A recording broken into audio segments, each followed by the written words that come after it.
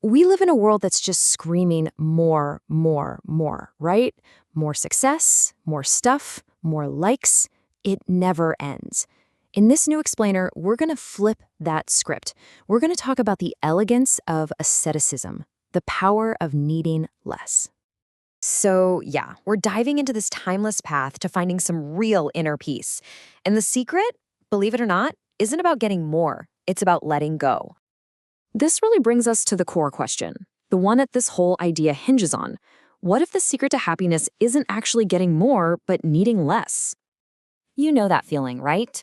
That constant chase for the next promotion, the newest phone, a little more recognition. It's like a hamster wheel, a pursuit that just doesn't seem to have a finish line. And while the shine of worldly success is tempting, man, it can also be just completely exhausting. And this is where we get a really fundamental shift in perspective. So many of us see the world as this prize to be won, something to grab and hold on to. But what if that's not the point? What if we saw it as a bridge, just a temporary passage that we're meant to cross on our way to somewhere far more permanent? Okay, so how do we even begin to get into this mindset? Well, the answer comes from this really simple but incredibly profound exchange that gets to the heart of what we all want. It all kicks off with a question. A man came to the Prophet Muhammad, peace be upon him, and asked something incredible. He said, "Guide me to just one deed, one thing I can do that will make God love me and also make people love me."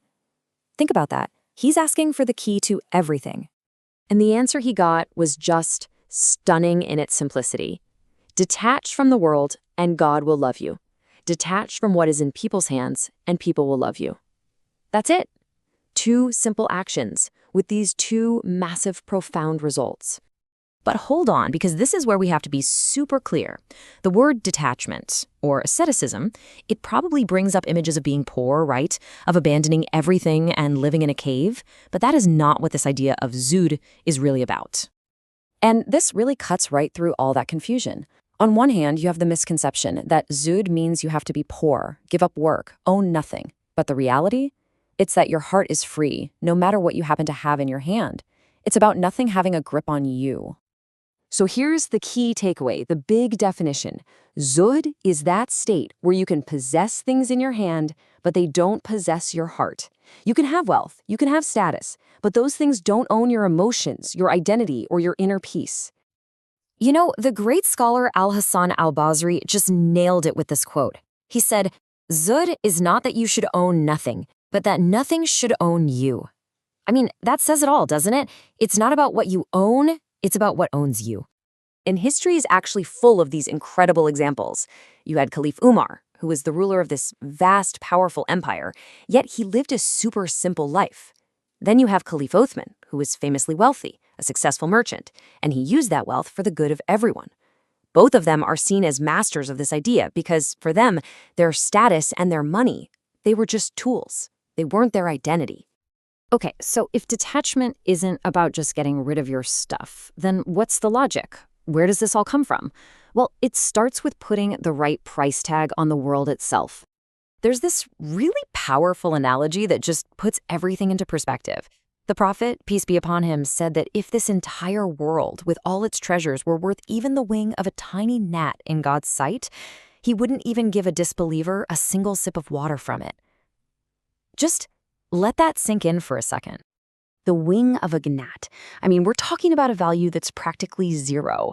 It's such a striking way of saying that this material world we spend our whole lives chasing, in the grand cosmic scheme of things, it's almost worthless. It's so fleeting. So let me ask you a question, seriously. If you knew for a fact that your life was just a short journey, like a weekend trip, what would you pack in your suitcase? Would you try to cram everything you own in there, weighing yourself down? Or would you travel light and only carry the things that truly, truly matter? That question, it kind of gets to the heart of everything, doesn't it? But look, it's one thing to talk about this stuff in theory. It's another thing to actually do it. So how do we put this into practice? Let's break down one really simple step you can literally take today. All right, here's a super simple practice. Step 1, just identify one small, non-essential thing in your day. Maybe it's that impulse buy you were about to make, or endlessly scrolling on social media, or even just a habit of complaining. Step 2, for today, just today, choose to let it go. And step 3, this is the important part. Replace that moment with something better. A moment of quiet reflection, a little gratitude, or just remembering God. And you'll know you're on the right track, not by looking at your bank account, but by how you feel. The real sign is when you feel your soul getting a little bit lighter and your heart becoming calmer. That is the real payoff of detachment. And maybe we can end with this beautiful prayer that just perfectly sums up the entire goal.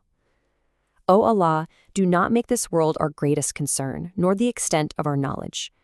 It's really just a simple request to keep our hearts focused on what truly matters, on what lasts. So those of you who want to dive deeper, the insights in this explainer came from some foundational sources, including Riyadh as-Salihin, Sunan ibn Majah, and the incredible works of scholars like Al-Ghazali and Ibn al-Qayyim. Thanks so much for joining us for this one.